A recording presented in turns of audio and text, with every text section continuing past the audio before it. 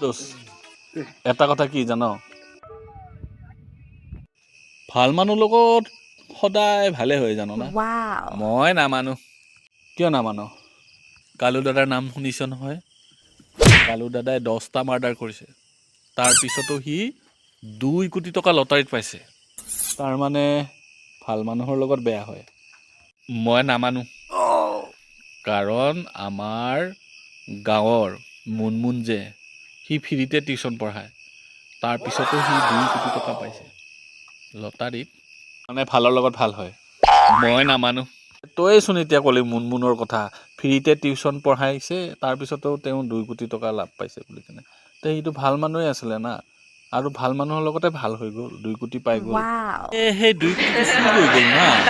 হয় নেকি তেতিয়াহ'লে বেয়া মানুহৰ লগত বেয়া হয় মই নামানো তাৰমানে ভালৰ লগত ভাল হয় মই নামানো তেতিয়াহ'লে ভাল কাৰ লগত হৈছে বেয়াৰ লগতে বেয়াই হয় কি কৰি আছ তই মোৰ লগত মই কি কৰিলো নামানো যদি নামানো আৰু মই নামানো বুলি ভাল কাই